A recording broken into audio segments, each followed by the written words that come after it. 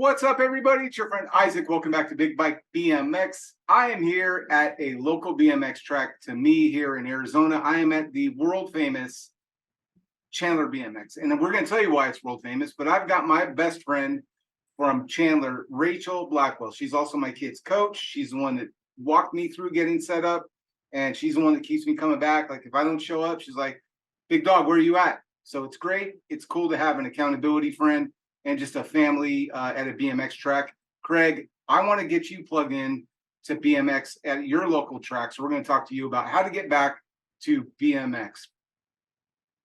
I love that, man. And I love the fact that you use plugged in as a reference, being an electrician. That stuff really matters to me. So I'm excited. I hope everyone out there is excited. I know they are. So, Isaac, I'm ready to get this rolling. All right. So, you guys, this is Rachel, and I'm going to give you a quick little backstory. So, I started coming to hang out at the track every Friday, like once in a while. Every 6 months, I'd show up, no idea. I would just come, drive in, park, sit and watch the races on a Friday night for date night with Bren. Sometimes I bring the kids, sometimes I wouldn't.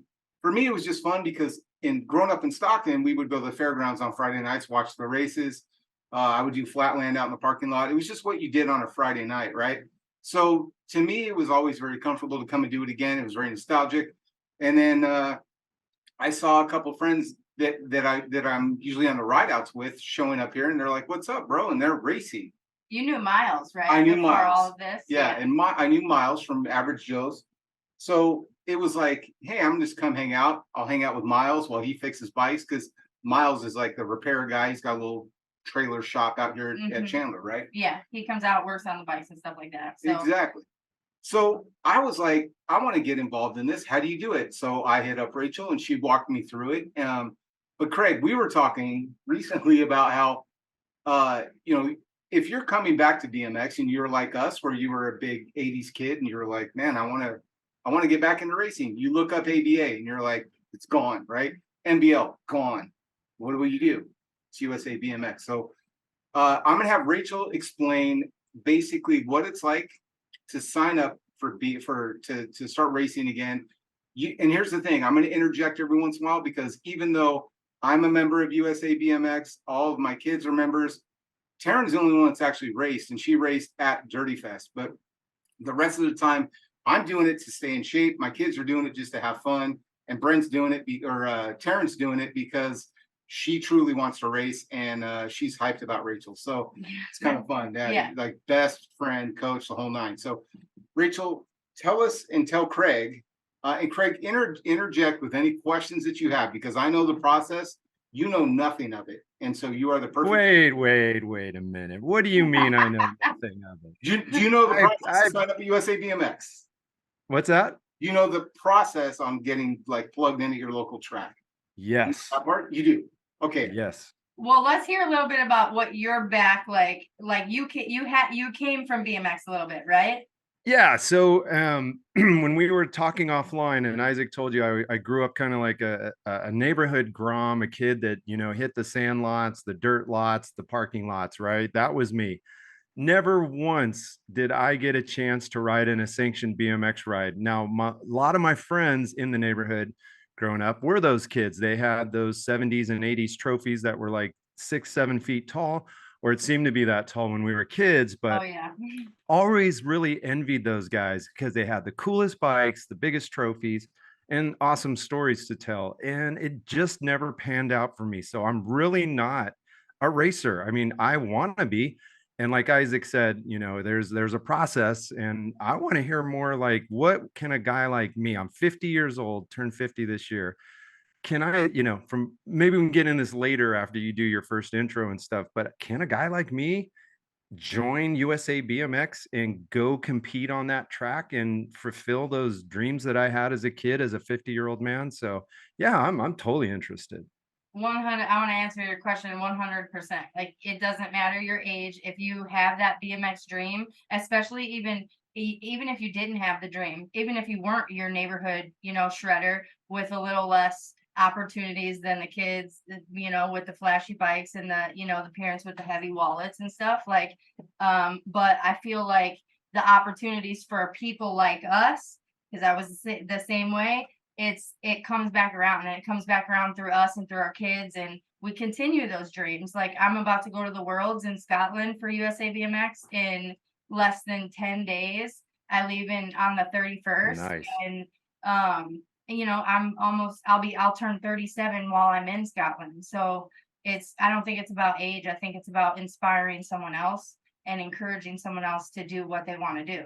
And if that's what you still want to do, yes, it is 110% possible. So you're gonna I love that. in Scotland? I am. Dude, Craig, that just ruined my birthday. I know. But I love that. I love the fact that there still is opportunities for folks to participate in this sport at any level of skill and any age, because sometimes, you know, I was contemplating whether I should or shouldn't, and Isaac told me about the membership process. So I was just giving Isaac a hard time earlier, but it was like, you know, going online, looking through the membership, and then also getting a chance to see where our local tracks are.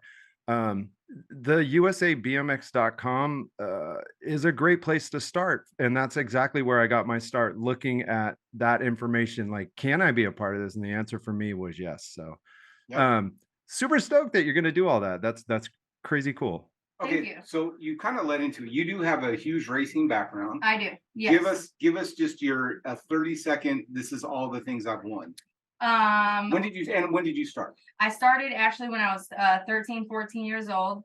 I didn't have a lot of money. Ended up going through like the local scene a little bit for my local scene for probably a year, and then jumping into the state and Gold Cup, and then jumping into nationals. So I really did follow almost like a timeline of, I did a year of this, I did a year of this, I did a year of this, and my year, you know, your year of this as local is gonna breeze by. Those are your novices, your intermediates. You're catching those 10 wins. You're addicted to the sport. I say addicted lightly because you found a passion. Yeah. You're going hard. And then that second year state Gold Cup, you're already at the top of your local class. You know, you're probably gonna do pretty well in your state and Gold Cup. Then a year in nationals, that's, you know, third or fourth year, if you're lucky enough to have the opportunities to go to nationals, right? Because it's money, traveling, like you're not going to be the best. So then you're going to come back after failure, after failure, after your failure. So that's where I almost excelled, is through my failures. And, you know, through them, I ended up being a talented jumper, was one of the skilled females growing into the sport. And I raced with Elise Post, you know, I raced with some of the number ones. I raced for GT Bicycles. My only, in 2008, I turned girl pro, and I was number 6 girl pro for the year. But an injury took me back, and I also had a child. So you end up kind of deterring your BMX goals, right? Just cut back on the injuries to focus on other priorities.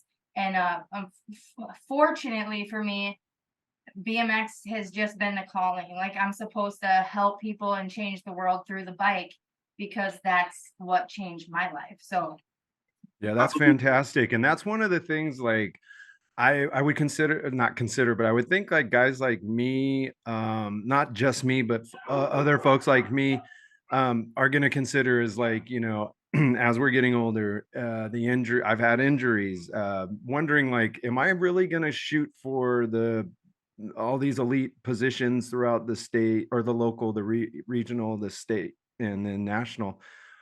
I don't know. It could happen like that. That would be dope if it did.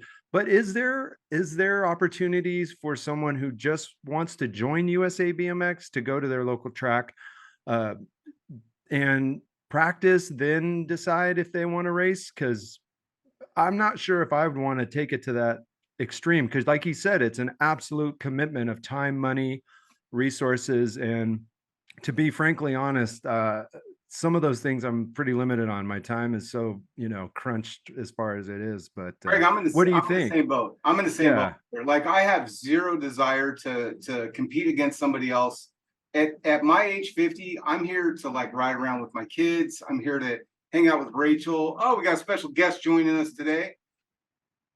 We're gonna let him connect to audio. yes. And we will see. Rachel has no idea that our special guest is coming today. What's up? What's up, Ray to the chill? Ray to the chill. Oh, look who it is. Look who it is. How are ladies- you? I'm great. How are you? Fantastic. Fantastic. All right, Oh. so here's a little fun behind the scenes, you guys. So Rachel is my local track director. She runs everything. She's Taryn's coach. I have talked to Bill about Rachel. Bill is like, I know Rachel. I'm like, no way. So at this point, I was might like, know her. Not sure. maybe. They may have some history. She looks similar. I'm not sure. Yes. And I So see Craig- tearing it up back there. Woo! There she is. Tearing it up. So this is like a little bit of a reunion, Craig, between Bill and Rachel. She had no idea that he was jumping in, so this is really exciting for me. Yes.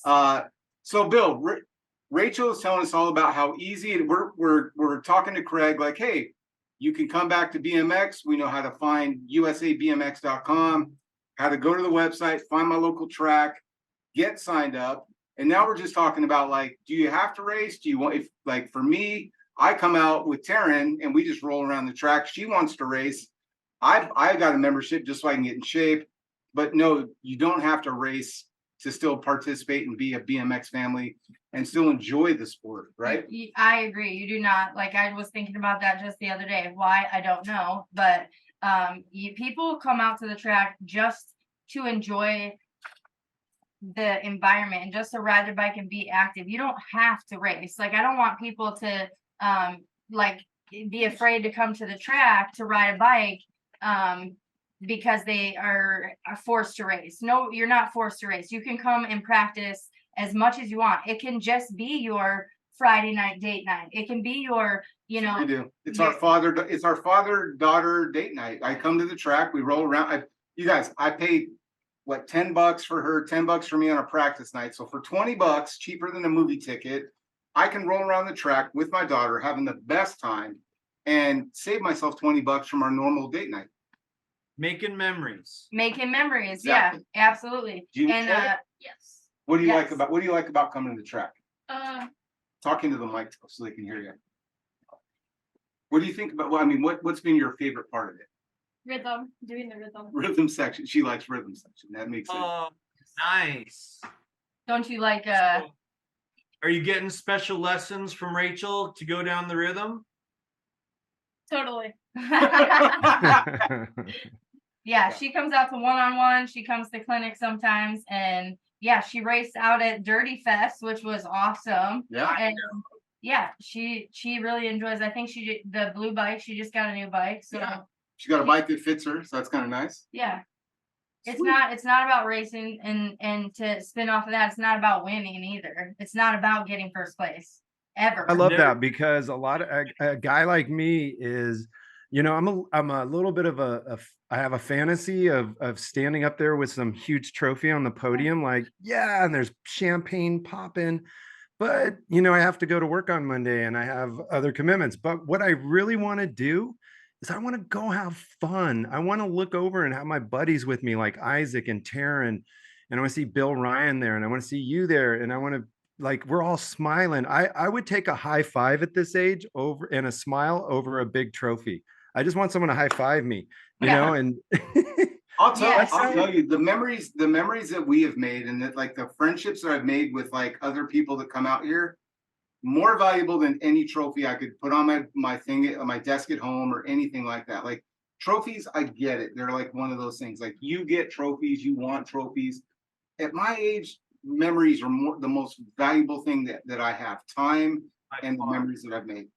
Yeah. By far. So not to jump in on your guys' conversation, 'cause No, I know jump in, please. I'm the guy jumping in right now, but yesterday, Mr. Mike Miranda, who is now a track operator as well, Yeah, in stopped Arizona, by correct? here. Yeah, exactly, in Arizona. So he stopped by here, and we did a little bit of a recording thing while he was here at the shop. But the thing we were talking about the whole time was the friendship, the memories, and it's kind of scary to think about that Mike and I you know, I told him, I was like, oh, we've been friends for over 40 years. And he's like, no, we've been friends forever, you know, and it's one of those things where you don't lose those bonds. Everything just stays together. And I mean, look at you and I, Rachel. I I mean, know. how long have we been friends? I mean, I know at least 20 years of it. Yeah. Yeah. And am I making you sound old right now? No, I know I'm old. So- I'm old. Okay, You so should- we've only been friends for 2 years. You're young, right? You know, so we've been friends 2 years. Yeah, no, you were actually a large staple, and the full circle, like, yeah, a huge staple in my teen years, you know, through my you know, there's a lot of home stuff going on, and you were my team manager and my sponsor, and when things were going down, like, I called you called me to check on me, like, it was a huge, you were a support then, and you know, I honestly, like, had I not been through that, yeah, it's just a huge circle. Everyone has a You're connection. not painting finds fences the anymore, are people. you? Huh? You're Fa- not painting fences anymore, Painting are you? fences or houses? No. Okay. Well, I was Okay. probably a couple years ago, and yeah, I went to Mexico once, and I ended up doing that. But Oh, I don't want to know about the Mexico trip. I don't think I'm allowed to hear those. So, That So- scenario sounds like, Rachel, what you just described with Bill checking on you and you checking in with him is exactly that feeling I want, because that's family. I mean, it's a yes, team, but it's family. And the more we go out, the more we meet people, the more we do things together, we do check on each other. Bill just brought up Mike Miranda, and I have this picture on my wall of Mike Miranda because Mike has been an inspiration to me since I was a kid. And now I was going to say we're friends, but we're not. We're family. We're like brothers. I love that. And it's not been forever or 40 years. It's probably been 2 years the or, 2 or years. so. Yeah. But guess what? 2 years is It's all good. the same. Yeah. and a fun fact about Mike Miranda, you guys, he came over to my house. We went to get tacos, and we're like, hey, you want to go to Chandler and see? We were only going to drive by the track to show it to him. He goes, I would love to. So we drive over. Rachel was here. It was practice night. I'm walking around with Hollywood, and he goes, you know, I turned pro here. I was like, what? He goes, yeah, way back in, like, I think it was 82, maybe something like that. Yeah. He's like, I raced on the weekend, turned pro on Monday, and raced here for his first race. So small Yes. world, Yeah. small world. And just a cool thing. And then the other part of this that is fun for me, because we keep talking about BMX being family. You can come back to your family. If you raced as a kid, you can come back to racing. Everyone's going to welcome you. It's going to be like a what's up. You're going to have a great time. But the same vibes that you had as a kid, that I had as a kid, that Rachel and Bill had as a kid, right? So Bill was her team manager. Bill would call and check on her, right? I could show you text messages of Bill just texting me, hey brother, how you doing? Just checking in on you, love you.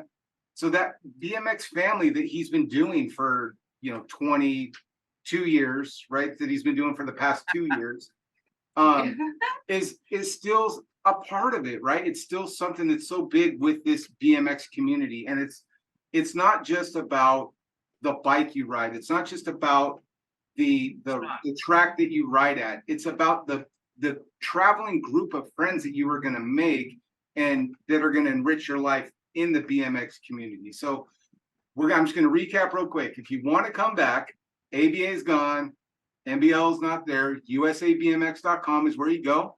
You're going to look up the track directory. You can find the local track to you.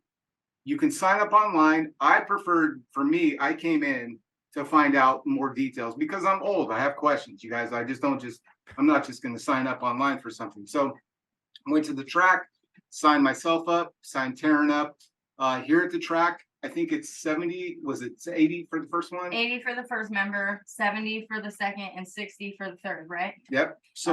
So you can sign up No, for I'm the asking family. you. Oh, I think that's what it was. I think that's it. And then it doesn't go as low as 60. But that gives you a signed 3-digit number that you can or cannot use. You don't have to race, but you are assigned that number per se in the system. And then you're allowed to ride all 300 plus tracks in the United States. So say you're going on vacation, you know, California, you live in Wisconsin. It's Apple Valley. Go out to Apple welcome Valley. you. Your membership works here. There are tracks everywhere. Just find it on usabmx.com, find your local track, call it up, or just go to the track on the day that it's open and tell them I'm new. I want to be a part of this BMX community. And it's literally as simple as that. Like, it's awesome. If you don't have a crew, like people are out there trying to find their family friends still at in the 30s, 40s, you know. If you like bikes, any kind of bikes, mountain bike, park bike, big bikes, cruisers, tricycles. If you like road bikes at some point, like everything transitions over, all the proficiencies transfer over. And yeah, you just need to come find your crew, because I guarantee you will find it at a BMX track. Yeah. Okay. Bill, let me ask you a question real quick. I just want your input, because we were talking before you came on about getting back into BMX, or being a first-time BMXer at someone my age or someone around my age. Bill, what, like you have a family of super talented pro and you know all these young folks who are just amazing at the track. They're racing all the big races, the nationals, and they're bringing home the trophies, and they're having a lot of fun. You know, you've got that circle. What would you say to a guy like me who's never been on a sanctioned BMX racetrack, going, I want to do this, but how should I do this? Or what should I do? Would you encourage me? And if so, in what way? I would definitely encourage you. I'd say, come on out, have fun. It's strange, since we've started doing the YouTube videos, we've had a lot of guys calling that are 50 years old, 55 years old, saying, hey, I used to race 30 years ago, or I wanted to race 30 years ago and I never did. What should I do? Come on out, come to your local track. And it's the same conversation that you guys are having now. I'm having with them one-on-one on the phone, saying, hey, hold on, let me help you find your local track. Where are you at? Okay, here. Oh, I know that track operator. He's really cool. Here, tell him I told you to come on out, and here's what you need to do. Come on out, go ride. And on our YouTube channel right now, and I'm not trying to hype our YouTube channel, but no, shout it out. Please do. Go ahead. BMX on YouTube. Well, what we've been doing is we have a series that we've started to where we have how to pump, how to manual, how to jump, how to get a gate start, what to expect the first time you show up at a BMX track. So that way we're trying to make it to where we're breaking down that intimidation wall. So we don't want anyone to be afraid when they show up at the track. And once they get on that track for the first time, not every track has a great local trainer and local coach like you, Rachel. Not everybody has that, okay? So our track, Apple Valley BMX, we have an amazing track operator out there running it for me, Melissa. She runs it and she kills it out there. And her daughter, Bella, she's been killing it out there for us, to where she is doing a lot of local clinics, but she's not always out there. And sometimes we get new people showing up and they're like, how do I do this? They don't know how to go read the moto board. They don't know what to do. They don't know how to do staging. And they'll get up on the gate and they get intimidated, to where they're like, oh, I got to ride down that hill. Oh, I got to jump that jump. Don't be intimidated. You can coast around the track the entire way. You don't have to jump. You don't have to do that. When you're ready, the track will be ready for you. And there's going to be great coaches like you, Rachel, at almost every track out there. Not everyone, but almost everyone that is willing to help, and great local expert riders that are willing to help. Because just like you said, you're going to find your crew. You're going to find your people. Your people are going to gravitate towards you, and they're going to go, hey, dude, what's up? Dig your bike. That's cool, man. Yeah. How long you been riding? What's Exactly. going on? Come on out. Hey, we're going to go for pizza. You want to go for pizza? Hey, we're going to go do this, and all of a sudden you're going to go, this is kind of cool. I Yeah. like this. Oh, I'm going to do this every Friday, or I'm going to do this every Thursday, or I'm going to do this. And the kids, if you're bringing your kids out, Yep. they're going to be jonesing for it. They're going to be like, Dad, let's go. Dad, I did my homework. I took out the trash. I picked up the dog poo. Let's go. Yep. I want to go to the track. I want to go ride. It happens. I can tell you, Taryn, my 10-year-old does it, and Aiden and Bodie, my 15-year-olds that would like Fortnite and video games are their love and their passion. If I say, hey, you guys want to go to the track? Boom, let's go. They will drop everything to go and roll around the track. They love it. Bill, this teased me up because, well, let me ask you a leading question into what I'm going. We have an audience. We ride big 26-inch, 29-inch BMX bikes. If I sign up, can I come to a track with my big BMX bike and do practice? Absolutely. Like you can so the other night someone was here. I was gonna say, like, I think it's always been like that. Even in the 70s and 80s, you come to hey man, I dig your bike. Hey, let's go for pizza. Hey, Yep. that it's always kind of been like that. It's just one of those cultures.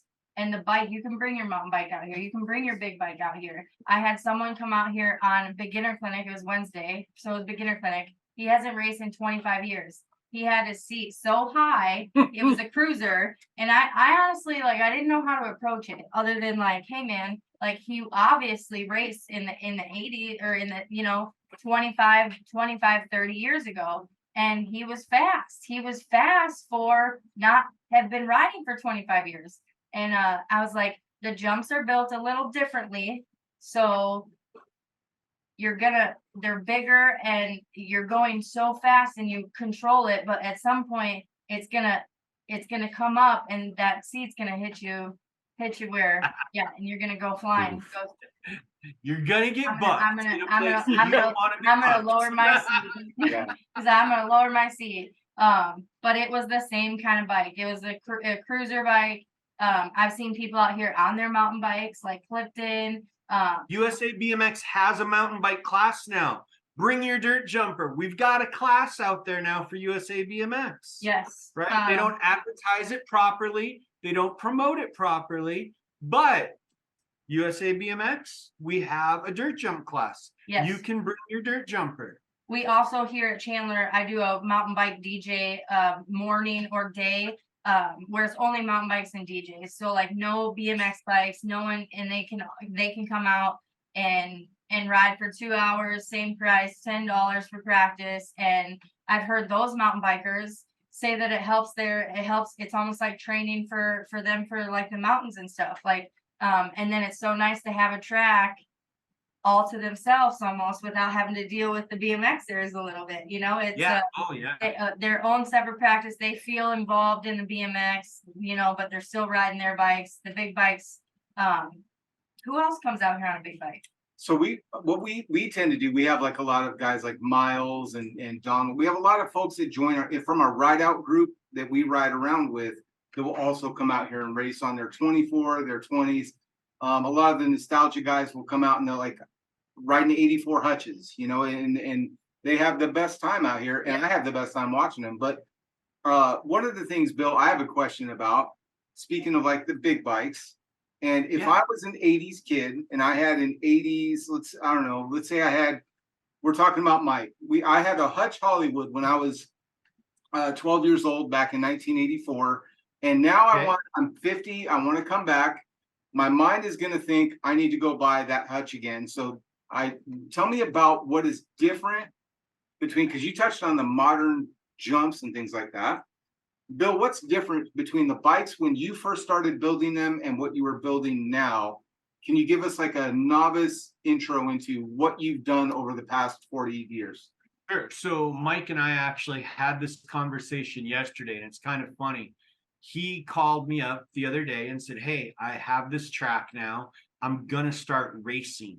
because we don't have enough people out here to sign up all the time. So instead of just ghosting a class, I'm going to start filling the gate. I'm going to race. So Bill, I need to buy a bike. And he wanted a 20-inch because Hollywood wanted a Hollywood. Yep. So I sent him a 20-inch Pro Double XL and he put it together and he was like, whoa, whoa, whoa.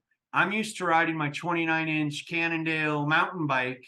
And now I'm getting on a little 20-inch Pro XL. Wow. And he's like, hey, I'm on my way out there, Bill. I need to pick up a cruiser. What do you got in Pro XL cruisers? Because I need to find that middle ground. And he had said that he read a report, or not a report, geez, I say a report. It was a Facebook posting, but he was reading it and taking it as a report that someone was saying, hey, don't come back and ride a 20-inch if that's what you think. Get on a 24, get on a 26, feel comfortable with the bike. And while we were having that conversation, we got talking about how the fact that the first time he and I met, you know, I was already 6'3" at 13 years old.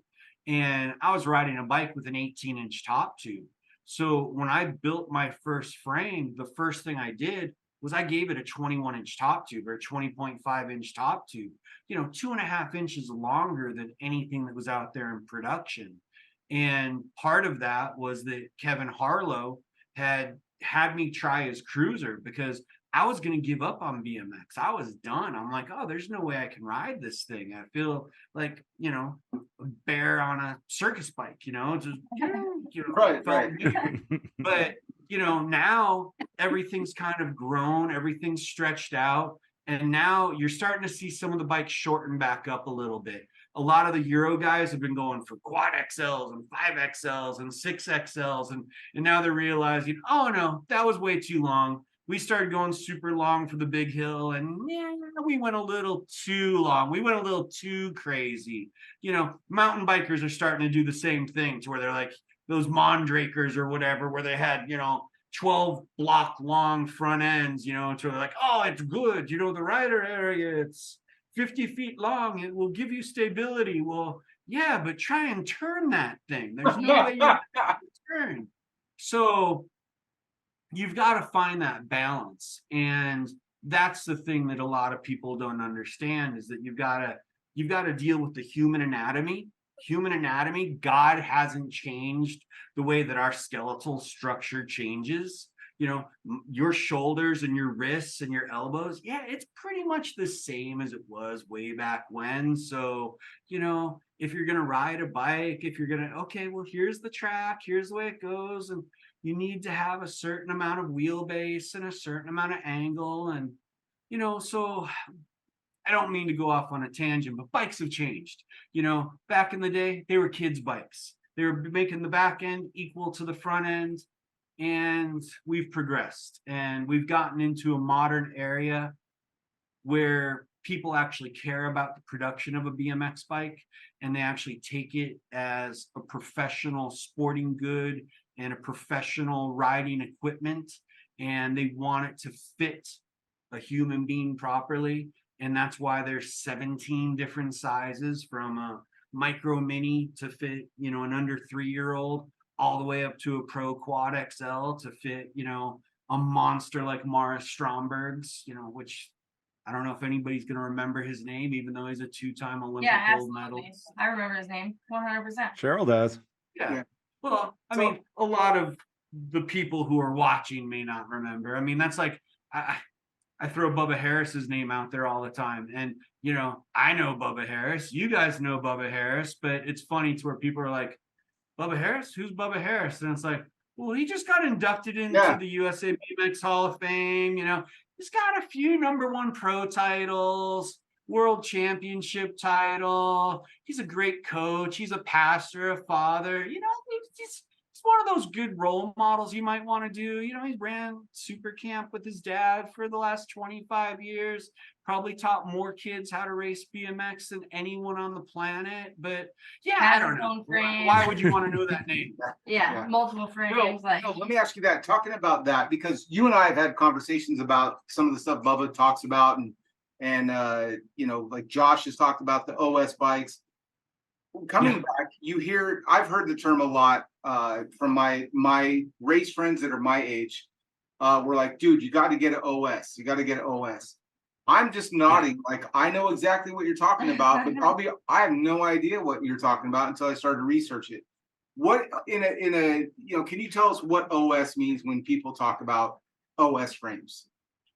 Sure. So OS is that 451 wheel diameter, which is what you typically find on like a micro, a mini, a junior, an expert. So it's that taller wheel, which used to be the Schwinn size diameter that everybody kind of pushed away in terms for the 406 20-inch wheel.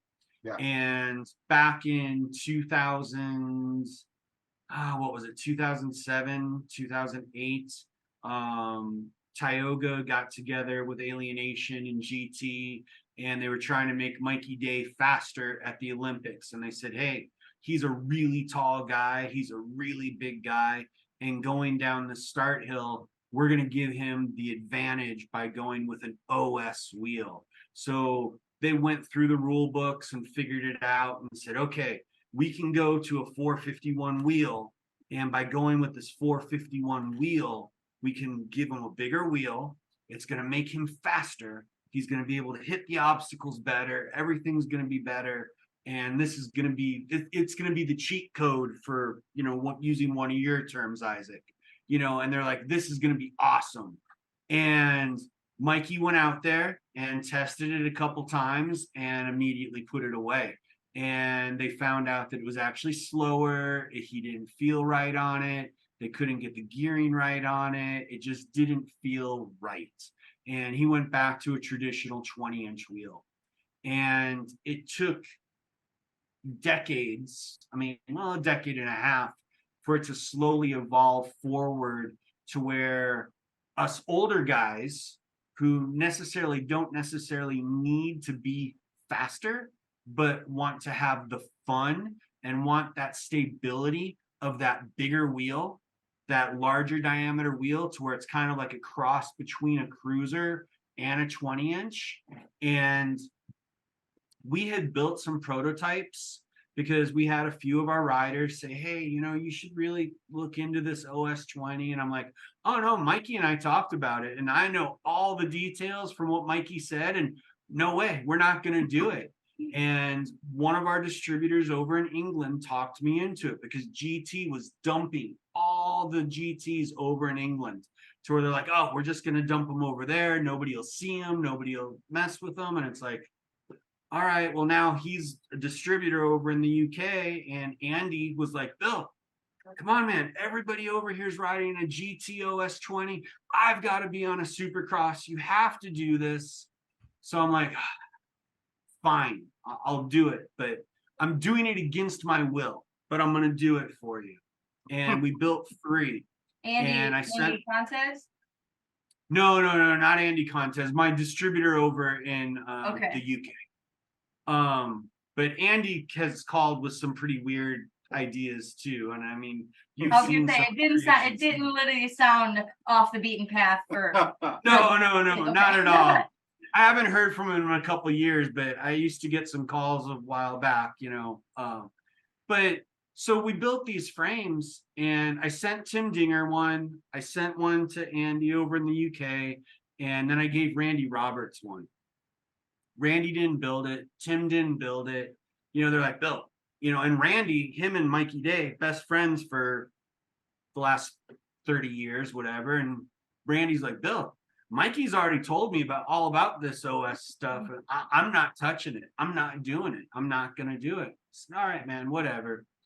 So when he was getting ready for his back surgery, after he had herniated out his back, he's like, Bill, he goes, I'm just going to race cruiser from now on. I don't think I can ride 20-inch anymore. And, it sucks because I really like riding 20-inch. And Charlie, his son, was about 5-6 years old. And he's like, man, I really like riding with Charlie and got to do something. And I said, man, just put it together. Just put it together as a play bike, whatever. And he called me up one day. He's like, Bill, this is the funnest effing thing I've ever ridden.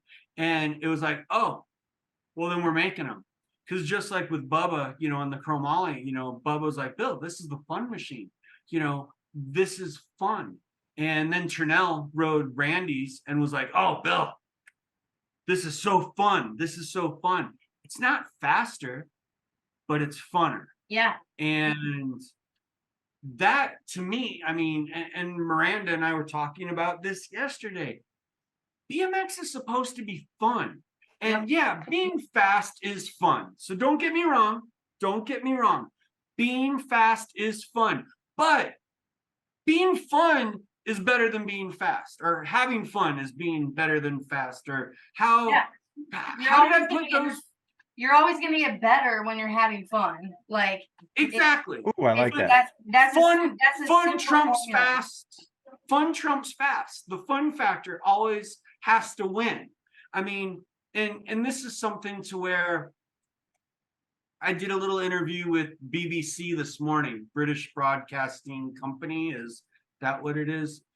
We've got that little kid Ty who rides for us over in the UK. I love Ty BMX. You guys, he has some of the best stuff on Instagram. Look up Ty BMX. Yeah, keep going. Dude, Ty's awesome, right? And his family, Luke and B, oh my God. Talk about great people, right? And so here's this little kid, 11 years old, has Shanae's Reed in his corner, has Kai White in his corner, has Trey White as his personal coach, right? And the BBC was like, oh, well, you know, he went to the Euros and he only got 4th. And I'm like, no. You guys are missing it. It was his first time to the Euros. All I cared about is, did he have fun? That's all I want to know. Did he have fun? He's 11 years old. Yeah. Let him have fun. Look who he's got in his corner. He's got the best support system from his family. He's got some of the best riders. He has the best riders in the UK to ever be there in his corner. Yeah. We're in his corner. Let the kid have fun. Yep. He's going to develop with all those people in his corner. He's got so much to support. There is no failure. There's only fun and getting better. Yeah, just let him have fun. And I mean, Isaac and I have talked about this before when we did the interview with Craig before, you know, to where we were talking about, you know, how people are like, oh, new school BMX sucks compared to old school BMX. I'm like, no, guys, stop. I said, have you seen Little Rider Murky? Have you seen him going out there doing the little dog pissers off all the little jumps and just tearing it up and having fun? He's having fun. This is what BMX is all about. This is why you're still here, Rachel. This is why you're still here, Isaac. This is why Tearing It Up took off to go out to the track already. She ditched us boring old people and went out to the track. Right. She Tearing It Up's like, I'm out of here, guys. I am going to go tear it up. I'm done with you guys. You guys are old and talking about BMX. I'm going to go ride BMX. Yeah. Speaking of riding BMX, this one's for Cheryl and Bill. If you guys want to jump in or tandem this, that's fine. Okay. I want to maximize fun too. Super maximize fun. And I also want to go out and try to think I'm going to be fast, but fun and then try to be fast. When I'm thinking, here's my question. I'm the guy who, like, if I'm going to start something new, I want to get it all involved. I want the best bike, the best wheels. I want the best componentry. Do I need that? Can I get in the gate with something that's not the most ultra high performance? The reason I'm asking this, because my thought process is this. If I get in with a beginner setup and I put some heart into it and some effort into it, I'm going to eventually want to upgrade and then upgrade as my skill level builds up. Should I just go for the Cadillac on day one? No. Or should I just build this tiered system? Cheryl? She's right. Who's Cheryl? Yeah, this is Or- Rachel.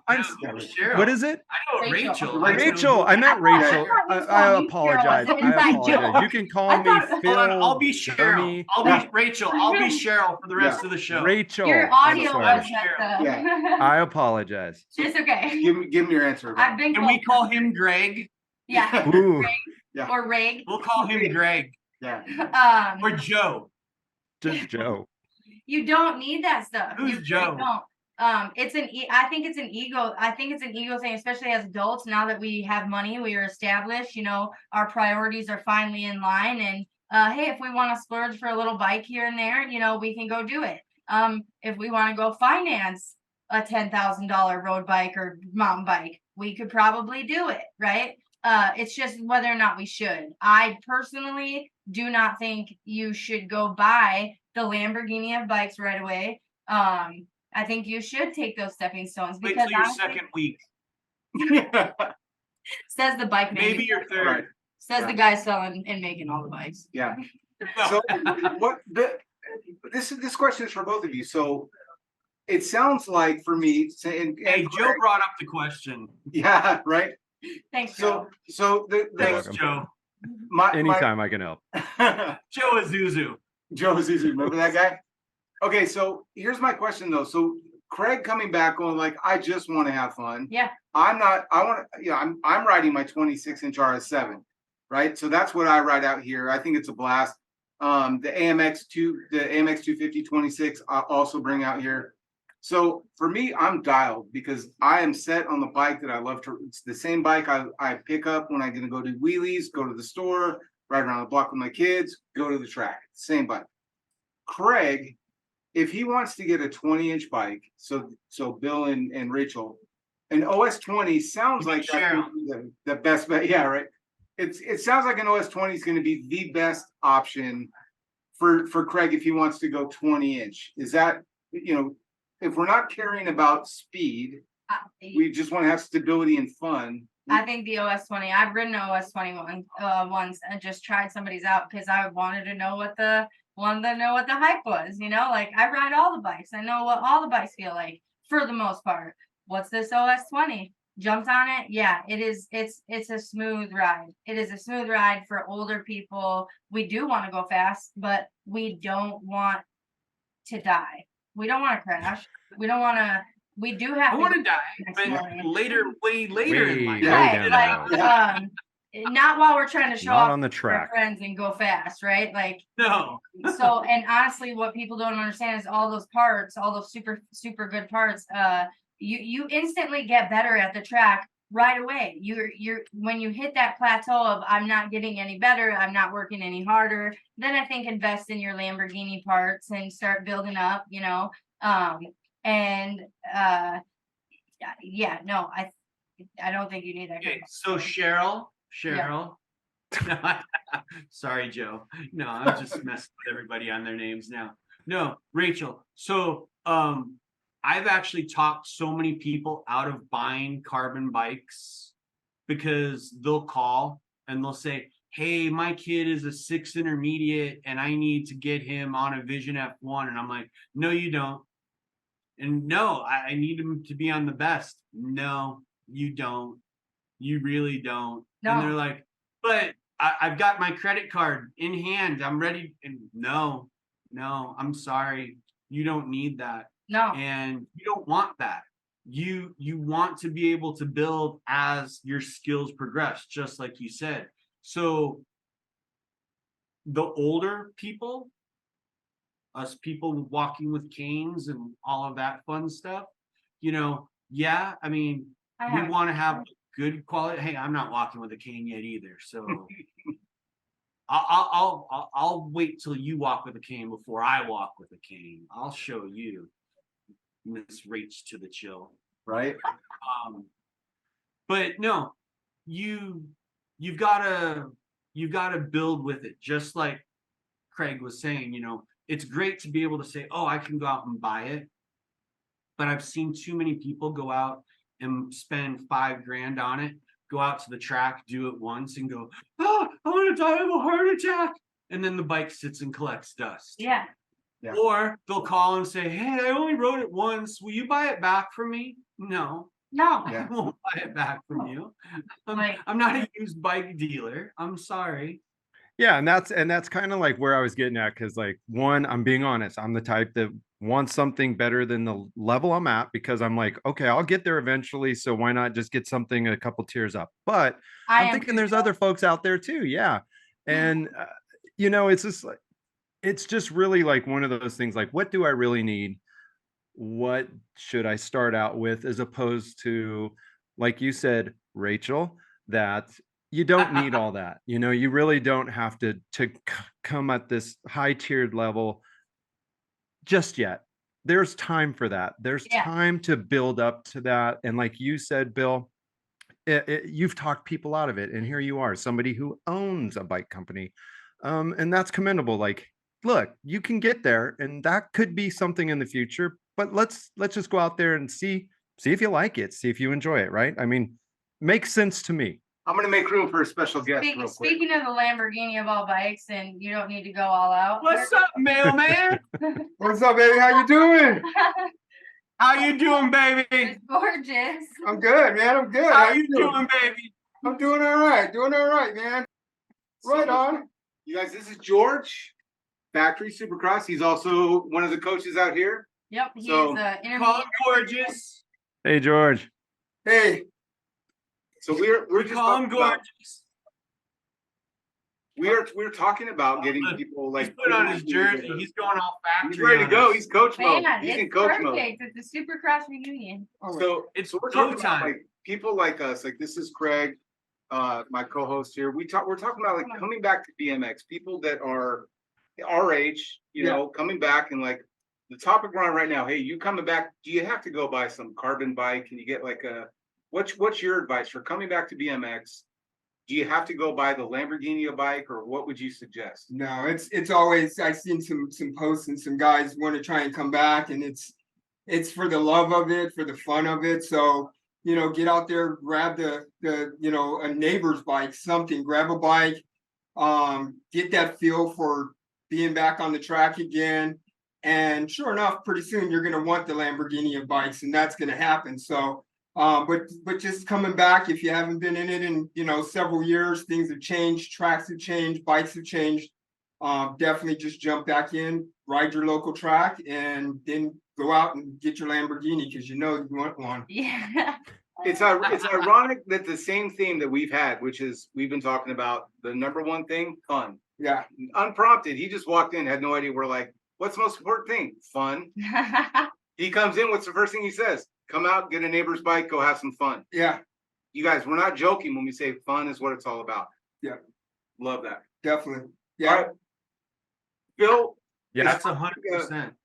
what I was just gonna say, George, that was a great cold start, because we had just finished that conversation, and for you to come in and just relay that, and to say it's about that, you know, All right. fun from day one. Let me ask you this, George, since Yeah. you're just stepping in and you're a coach as well, and you're Factory Supercross. If it's me on day one, I'm a 50-year-old guy who's been riding bikes his whole life, but I've never really been to a track. I know now that I don't need to roll out the Lamborghini on day one. Matter of fact, I might get a cross eye from you, or Rachel or Bill or Isaac, going, okay, what's your deal, bro? That's fine. But coach, what do I need on my first day? If I've got a bike I can bring, and there's no question with that, is there anything else besides just having a good attitude or whatever? What can you tell me that I'm going to need on my first day at a USA BMX track? You know, I think you just kind of nailed it on the head. And some of it is attitude. So come in with reasonable expectations on yourself. Don't beat yourself up if you're not doing all the things that you see the 13 or 14 or 15-year-olds do, because by golly, when I was 13, I was like, oh, I think I'm everything. And then now I see 13-year-olds and they're boosting triples, and I'm like, hey, can you teach me that? Or you need to be teaching me your class. So come in with the right expectations, and you know, don't beat yourself up if you're not doing everything within the first week. It takes some time. We've all been doing this for quite a period of time, and it just takes a little bit of time and patience and that type of thing to jump back in on the saddle. As long as you can ride the bike, that's the biggest thing, especially with moms and dads, man. You know, if they're going to jump back in the arena, you want to just make sure that they're not getting in there with expectations of, okay, I got to be some elite pro and I got to be an Olympian type of thing. No, you just got to jump in the arena and have that fun and good attitude. I couldn't have said it better. Yeah. I think I that's have to it. agree. Yeah. having fun, the proper attitude, just coming out there and knowing that, hey, I'm going to learn something today. Yeah. That's going to be the biggest thing, is that, okay, I am not all that and a bag of chips. I am going to learn something, and I need to listen to my coaches, because my coaches have been here. My coaches know what's going on, and they've been doing this for a lot longer than I have. And I need to keep my ears open and my mouth shut, and, just kind of go with the flow. As the track operator, do need to spin off of that. You do need to have a helmet. You can wear a half cut, but with the cost of health insurance and dental insurance, we suggest and strongly encourage you to wear a full face helmet. We do have them here. We do not charge for them, and I do spray them thoroughly after every use. And you also need long pants and long sleeves. So it's just layers of protection. So you ride the track even on hot days. And then also I've been adding this too. Closed-toed shoes. Like kids are showing up, and sometimes even parents want to ride with Crocs on, and that's not okay. You are gonna slip a pedal and you're gonna end up with something torn for sure. Like just closed-toed shoes, long sleeve, and long pants, and a helmet. So that's it, and a good attitude. We have rental bikes here. If you don't even have whatever bike you have at home, bring. But if you don't have a bike, we have rentals here, and we have ample amount of rentals here. And most of the time, we have one that will fit almost everyone. Yeah. So basically, like you've said, Coach George, Rachel, Bill, if I just want to get, if I bring the right attitude, the right disposition, I literally can just bring those things in some proper clothing attire, the helmet, the bike, and a safe, or at least a track that I can feel safe being around others who know what they're doing, who are going to help me get on that track and build some confidence and build some skills. That's really all I need to get started in a USA BMX membership, and we're good to go. Is that correct? Yeah. Easy. Yep. It's easy. Awesome. And here's the other cool thing. Friends and skills. Yeah. Here's another cool thing. Just I want to tell you, like, unlike other sports, like when my daughter Taryn comes out, she'll come to a clinic, she'll come to beginner classes. I don't have to pay. It's not like I'm buying, a commitment of a year for training. I can literally have her come out, pay for the day, and she gets coached by Rachel. Once she's ready to level up, I can come out and just pay for a session with George. And so it's not like you have to commit to, it's not a gym membership where you're like locked in. I'm going to get training for 6 months. It's come when you're ready, as you are, pay for what you need. No one's trying to milk you like other sports. It's literally all about you. You come, have some fun with your family, live your life, and be a kid again. If that's what you want to do, there's nothing wrong with that. Now you have a better paper route. You might be able to get some better parts, but that's cool. It's what you always wanted to do, but you don't have to spend your entire savings to go buy a brand new carbon bike when an aluminum or a chromoly bike is going to make you just as happy. You will not be any faster going out of the gate. And then you can spend the money upgrading the parts that you need. That's the other part that I keep hearing from a lot of people is like, hey, do I need carbon forks? Nope, not going to make you any faster. It's just something that you can use. Now, is it going to make him faster? Absolutely. But it's just at a different stage. When I get to that level, I'm ready to upgrade to something that's going to take me to that next level. But in the meantime, performance-wise, there's very little room for improvement there. Like he knows form, he knows his manuals, he knows that. So improving on the better parts that are going to make him stronger or faster or accelerate better are going to actually benefit him because he's already been through all the hard work. He's already reached that level. Like most of these kids, those 6 intermediates, do we really want our kids to peak at 11 intermediate, 6 intermediate, and give them all the best things that all the greater things in life without working for it? Mr. Joe Lamborghini, like Craig. Just kidding. I like Joe Lamborghini. Isaac. Lamborghini. I want to change my name down there to Joe Lamborghini. We all want the fancy things. We do, and it's actually an issue with society, the mass consumption. We can buy it, but do we have to have it? We actually get better by by developing our skills with not the better parts first, opposed to having, I wanted to shoot pool a long time ago, and like, how expensive pool sticks can be. Yeah. It's Oh, yeah. insane. Or Yeah. bowling balls, like getting a bowling ball drilled, like, but you know what? I can bowl a 190 or almost a 200 with the ones that you rent. Yeah. It's like, The freebies. yes, enjoy having fun first with what you have, and then if you're invested in it and you want to get better, there's those, you get the parts, and you get the experience, the coachings from the Georges, and the good tracks and stuff. So All right, real quick, I'm gonna pause because I know I promised you that I could get you out by 7:15. I don't want you to be late for your appointment. If you Okay. have to dip I out, you got can. class.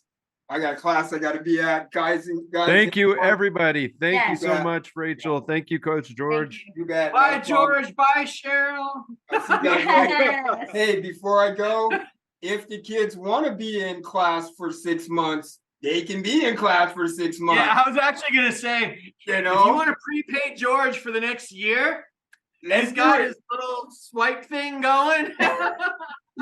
We'll get you there. All right. Yes. See you guys later. Bye, George. All Thank right. you. All Bye, right. George. So that was fun. That wasn't even planned. That's really fun. And that's just one of the things, man. You never know who's going to show up at your local track, who your local coaches are going to be. Could be easily run into people that are going in that represent the United States. So when is your next? You said your next race is in Scotland. Yeah, I really haven't even been racing, but I always told everyone that, being the track operator, oh, when are you going to race again? I'm like, I'm waiting for the race, right? Well, I'm realizing that that goal sheet and stuff. If I did want to have a world title under my belt, which I personally don't think it's too far off, too far fetched, right? Like a lot of people will say that out loud. I feel like it's different. But I feel like the opportunity to do that and to show all the kids that I'm coaching and the people that I'm around is going to close, because my age and anything's happening, and my priorities are changing as I'm becoming the track operator and getting into nothing lasts forever. So like it's almost ignorant to not be taking the right steps to learn and figure out what my next step is. Now, I don't think that my next step is going to be a girl pro. I definitely don't think, but I do think it is to inspire, show these kids, especially all of them, since really none of them have seen me race. It's closing, and since Worlds is in the United States again next year, it's a completely different racing process, and I want to be able to get that process down this year and then bring it home to the United States next year. So regardless of how I do in performance wise, which I'm going with You're winning. things in mind. Exactly. I'm You're obviously winning. going with things in mind, or I wouldn't be going. Going way to the chill, way to the chill, But way to the chill. I want to bring it back to the United States and help the kids that want to enjoy that journey of racing the worlds, and prepping them, because most of the pressure comes from not being prepared. Like, it's not the racing, it's just not being prepared. So I want to be able to prepare them, calm their nerves, and then let's go race and have fun. Like, I love it. Okay, so good luck out there. thank you so much. Have fun. I'm gonna let you get out of here because you got prior commitments. So thanks for joining us today. Look for Rachel Blackwell, and what's it's gonna be in Scotland. Scotland, it's in Glasgow. From the third. Bill, can you help me? When is Worlds? It's the 3rd. Yeah, August 3rd August 3rd to 10th, something like that. Or the 13th. I'm not sure. It's the first couple Well, I weeks. know of August. Spencer leaves next Sunday, so I think it's the 3rd to the 10th. I know I could be completely wrong. we're gonna I be. just know he leaves next Sunday. we'll be passing out the United States jerseys on my birthday on August 3rd at the hotel, or the convention center or whatever. And then I think racing starts on the 4th, or practice is on the 4th or 5th. So it's a long time.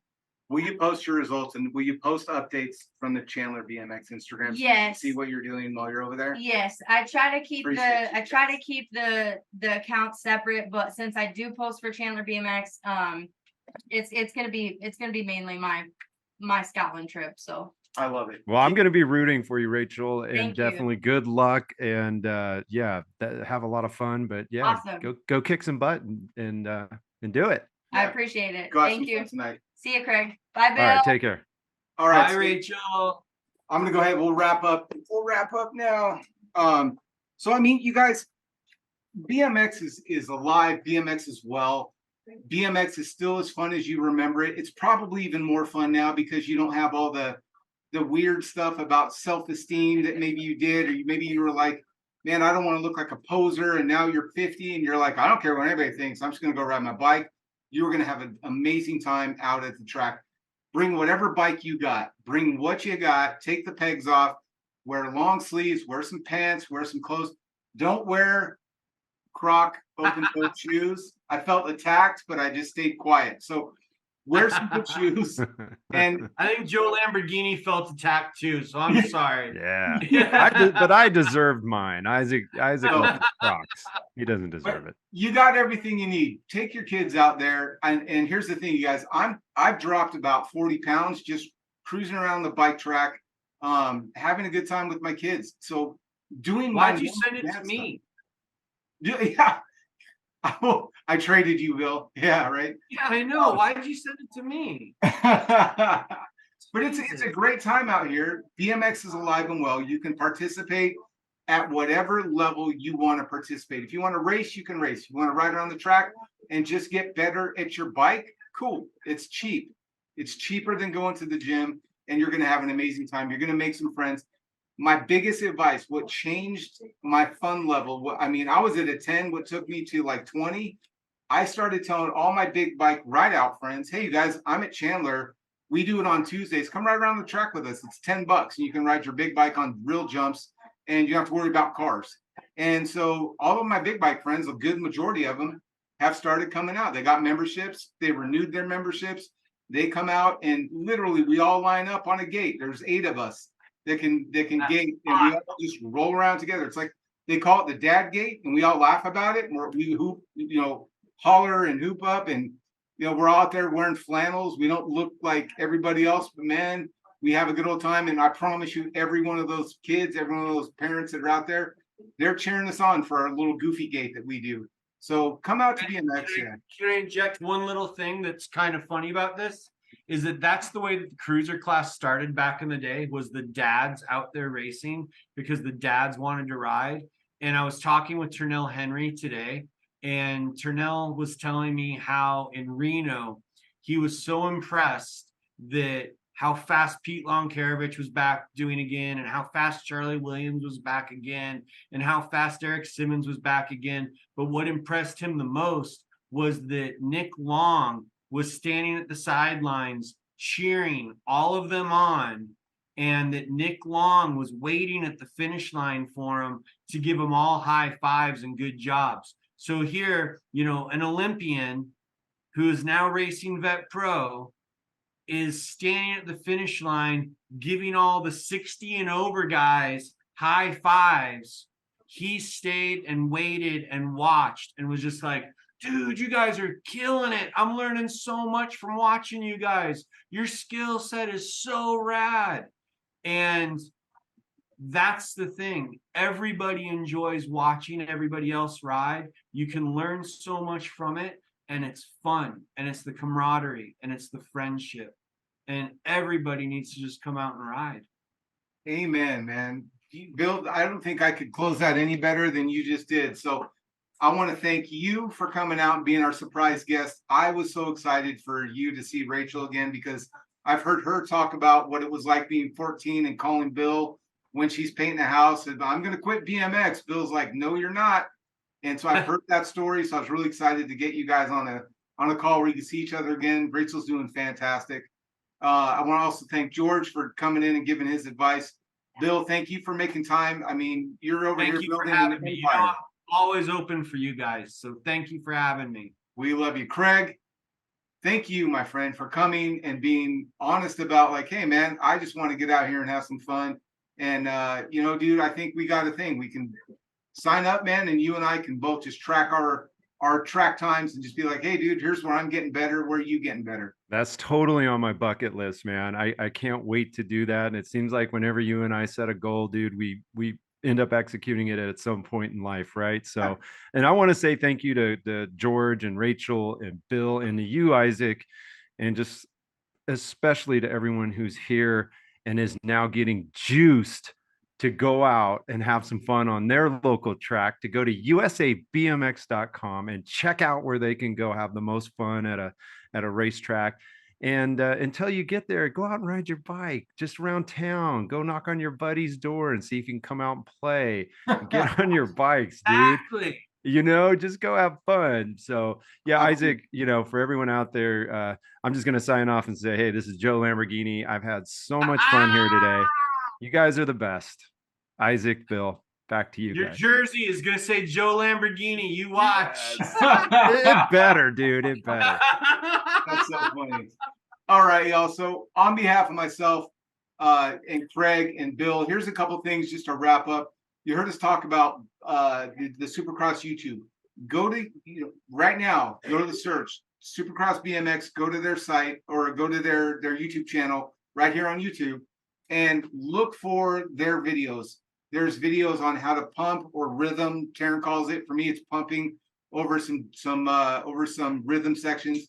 There's really good jumpy videos. I'll be honest, man. Hannah, I think, has the best like rhythm section video explanation that I've ever seen. She's just like up and push. And she has a long career in education. I gotta tell you, dude, because like that video was amazing. But you will learn how to do all of that stuff. There's lots of videos where Bill describes carbon versus chromoly versus aluminum, and all these bike sizes. There's so much for you to learn about modern BMX, and you can make that right decision for what's going to be best for you. You don't have to spend all of your retirement to go buy a carbon bike. I'm going to tell you, just out of my love for BMX and my age, the SX250 or the AMX 250, the 26-inch race bikes are what I would say is the fun machine. It is a phenomenal bike that feels like my old freestyle bikes from the 80s. And I get on there, my brain goes, oh, I know this geometry. Now, I'm not 13 anymore. Now I'm 50. My bike just scales up just a little bit, and it truly does feel like the bike that I grew up on, and you can't get me off of it. So that's my recommendation, but you do what's best for you. Go find the bike that's going to be best for you. You don't have to break the bank. Remember, fun is the goal. You heard me say it. Bill talks about it every single day. It's all about fun. And he just did that with an interview for the English, like the British Broadcasting Company.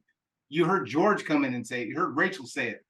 Fun. If it's not fun, don't spend your money on it. But I promise you, BMX misses you as much as you miss BMX, and you are going to have all the feels, all of the chills, and all of those memories are going to come flooding back. And the difference, if you're like Craig and I, and you got kids that are your age when you were racing, it's a whole new world. Like I get goosebumps just thinking about it. Like watching my daughter ride around the track there's nothing compares to that. It is the coolest experience you will ever have. And I want you to have that experience for your family. So go find that stuff. USA BMX is where you're going to be. Thank you, Bill. Thank you, Craig. Everybody, we love you. Go ride your bikes, have fun. And we'll see you back here on Big Bike BMX.